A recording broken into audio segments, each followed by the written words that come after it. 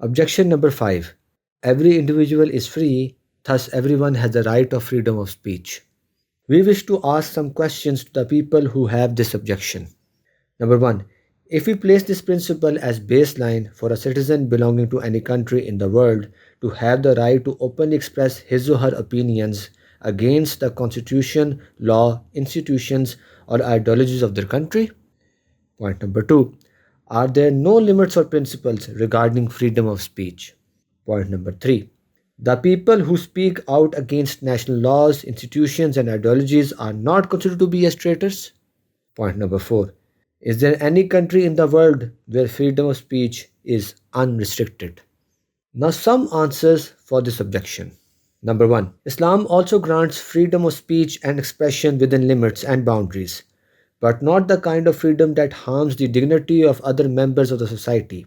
For example, if one person abuses another individual and when he or she is asked to stop or questioned about it, this person argues that he or she has the freedom of speech and expression, saying that he or she can do whatever they want.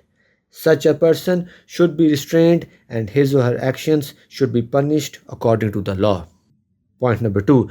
When this principle cannot be used to harm the dignity of an ordinary person, how can it be used against the dignity of Prophet Muhammad sallallahu alaihi wasallam?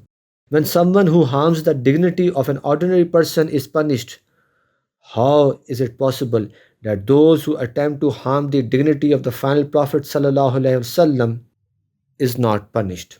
Point number 3. When contempt of court is considered to be a punishable offense, then why the contempt of Prophet sallallahu alaihi wasallam's dignity is not treated the same way? Now let's assess the laws of various countries, especially those who misuse their legislations against Islam. It is not permissible to discuss Holocaust denial laws in any country in the world, and those who do are subjected to legal action. Israel has passed a law through its parliament that if anyone in any country in the world talks about this law, that country will hand over the said person to them so they can punish them.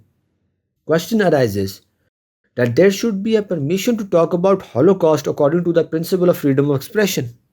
In Germany, if we read Article 5, freedom of speech and expression is allowed, but absolute freedom has not been granted, but rather speech and expression are subjected to limitations with the main purpose to prevent harm to the dignity of other individuals in society. The American Supreme Council also didn't allow immunity to any writing or speech that could incite others or create disorder or unrest in the society. In Britain, if someone insults Hazrat Isa al-Islam or the Queen of the Britain, they are prosecuted. Now decide for yourselves to which extent they are following the concept of freedom of speech and expression